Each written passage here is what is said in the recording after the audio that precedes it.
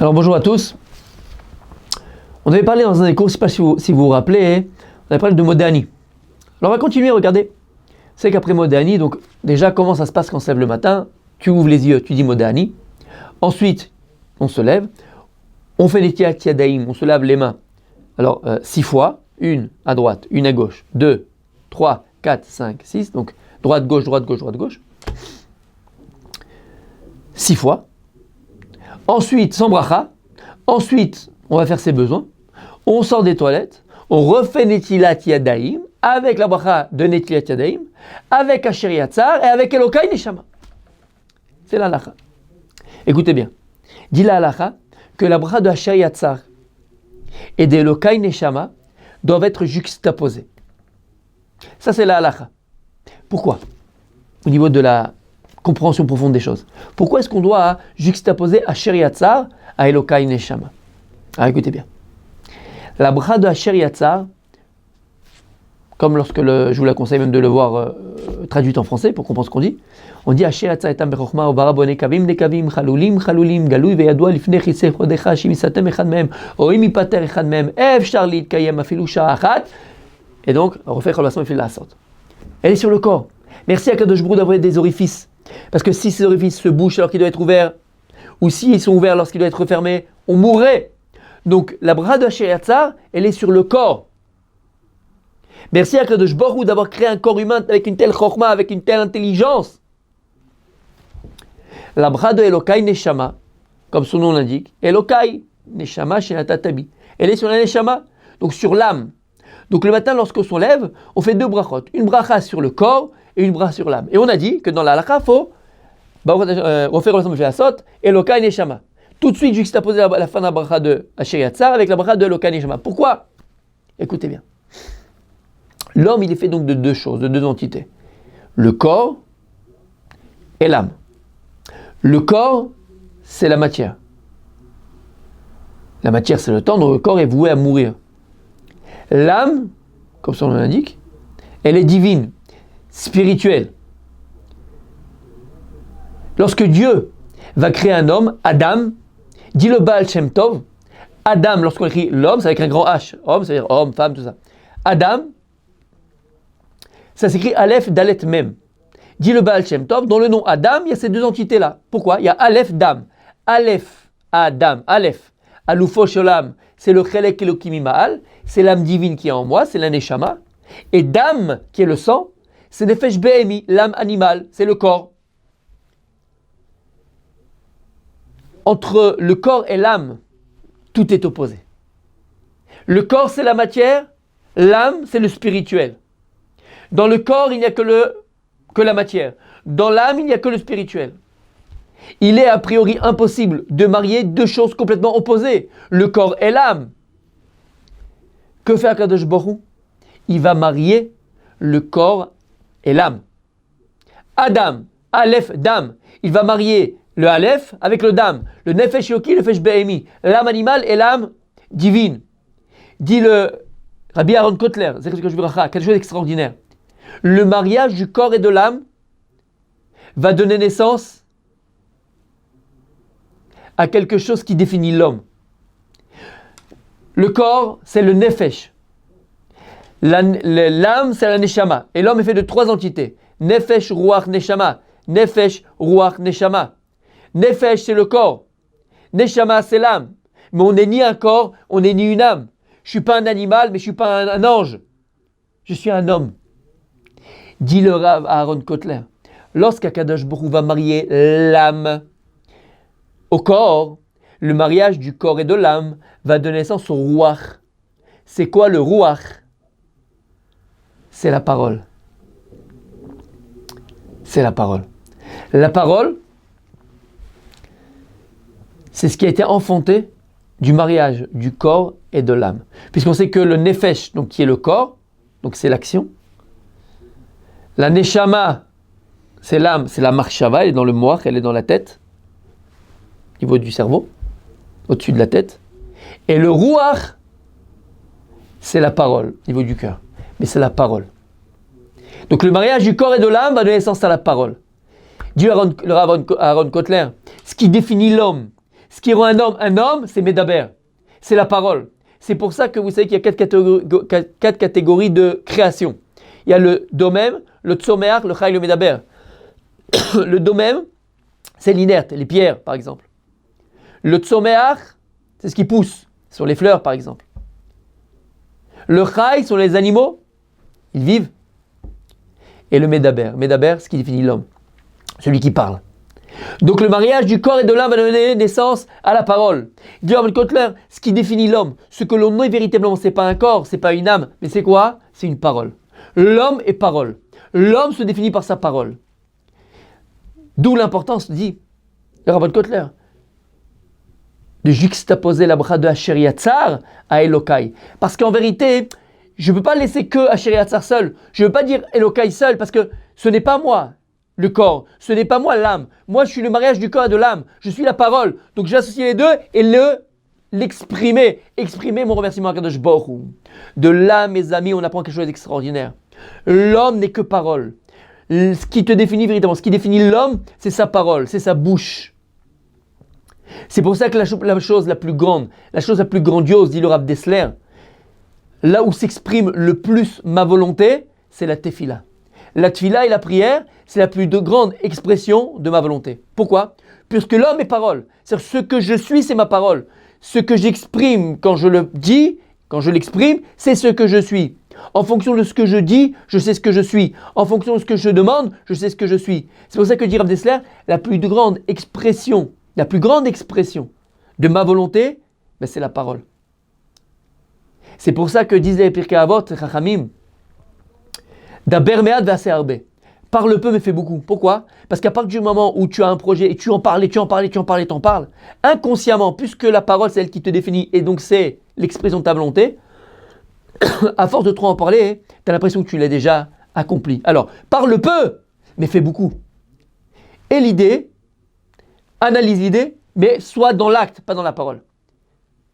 Pourquoi? Parce que la plus grande expression de ta volonté, la plus grande expression de la volonté de la personne, de ce qu'il est, c'est la parole.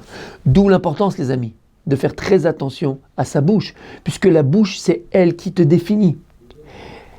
La parole et l'expression, et ton expression, c'est elle qui te définit. Regardons autour de nous. Vous savez que les plus grands dictateurs, comment ils ont réussi à faire passer leur message, à amasser des masses comme ça de personnes et par la parole, Koach HaDibur, la force du parler.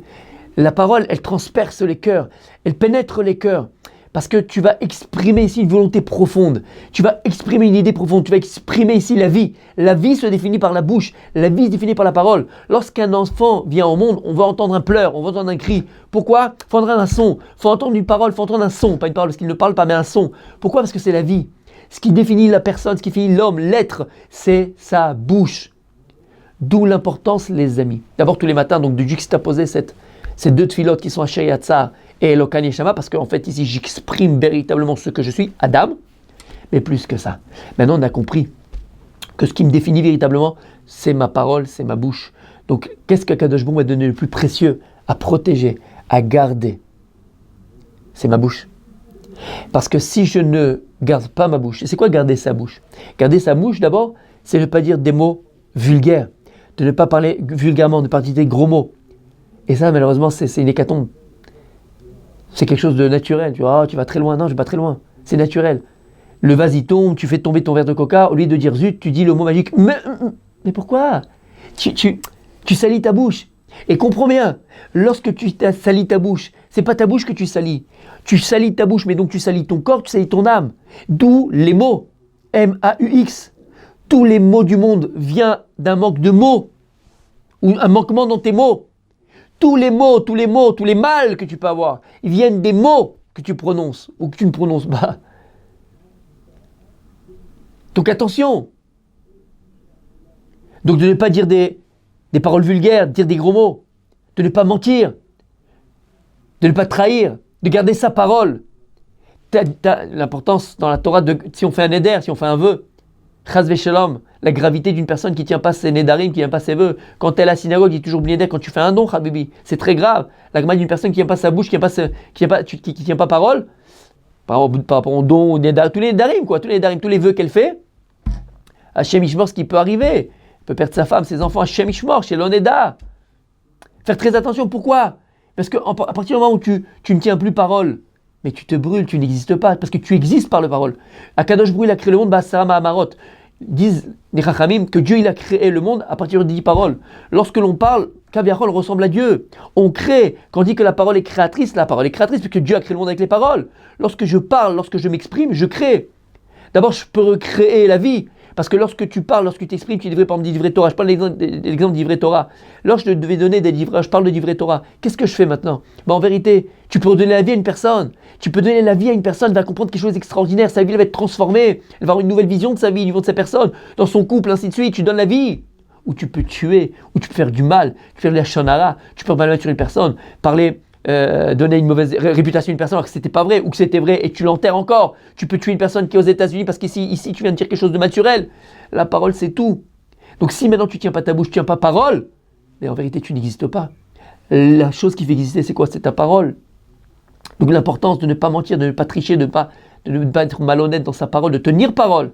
Mais tu as dit un mot, tu l'as dit, c'est fini, c'est terminé. Pas besoin d'avoir signé un contrat.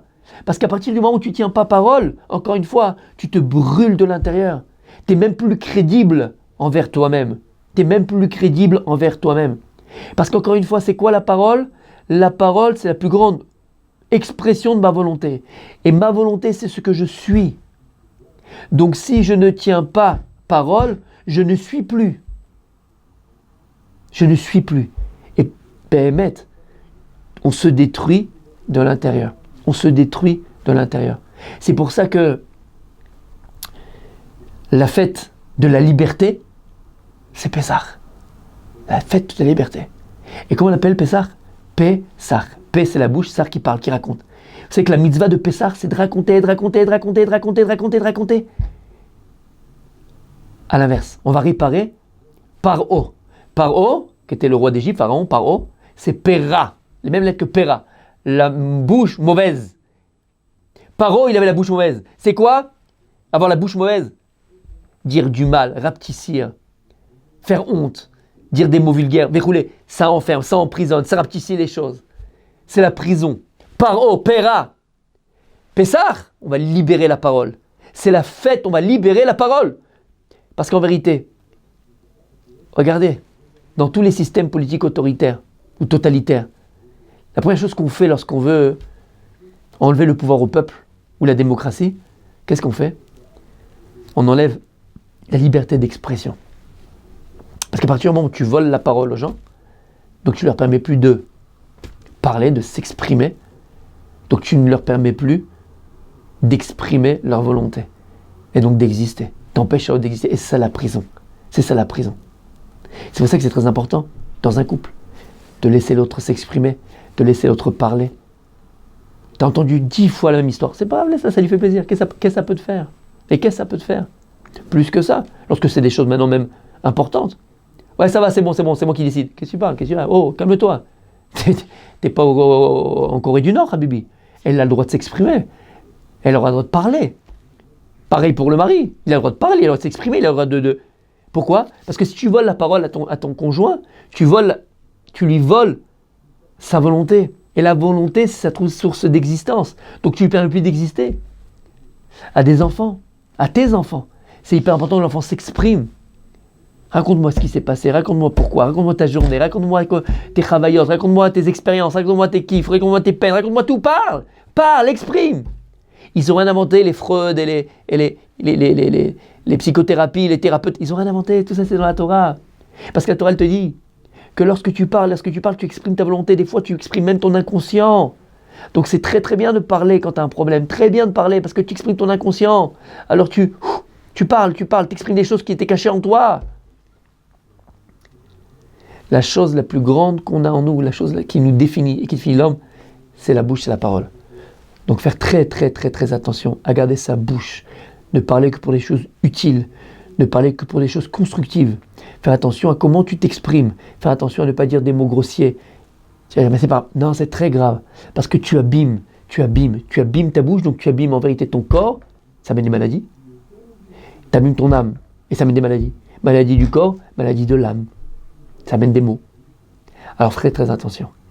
tous les matins, lorsqu'on a cette mérite qu'Akadosh Baruch Hu nous donne la vie, on va dire Asher Yatzar, on va dire Elokai, on va juxtaposer ces deux brachot extraordinaires, avoir cette intention-là, de comprendre qu'Akadosh Baruch Hu tient le plus beau cadeau, la plus grande, la chose la plus belle qui est la parole, la possibilité de m'exprimer, la possibilité de construire, la possibilité de donner la vie par la bouche.